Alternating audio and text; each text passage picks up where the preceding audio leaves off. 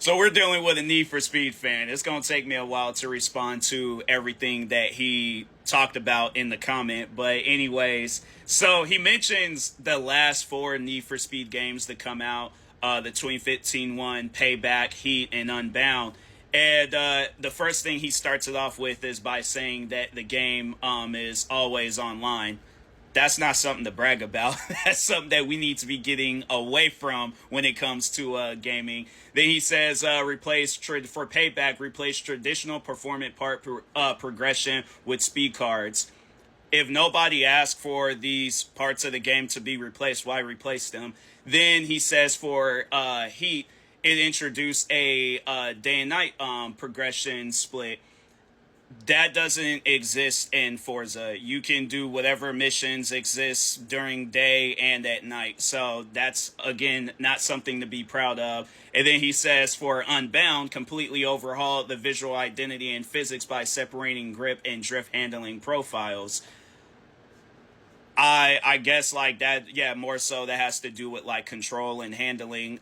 There's nothing to complain about with the control and handling of Forza Horizon. Like if you've played Forza Horizon 6, if you played Forza Horizon 5, 4, 3, 2, and 1, nothing was ever wrong with the handling. I don't think anybody that actually likes Forza Horizon 6, and that goes for all of them, they've never complained about the handling. So then he ends it off by saying, so once again, proven wrong. Name 5 things that have changed gameplay-wise on Forza Horizon since 4.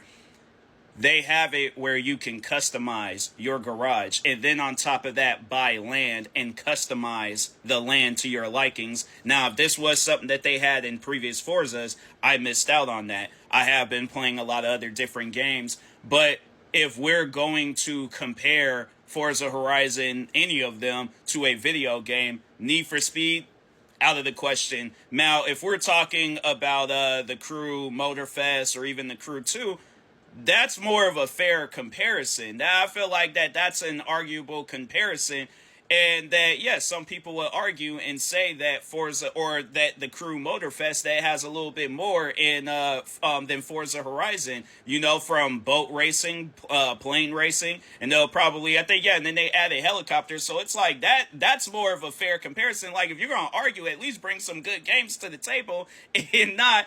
What? Need for Speed 2015 was decent. Payback was decent. Heat was probably the best out of the 4, and Unbound was crap. So I'm like, bring good games to the argument next time.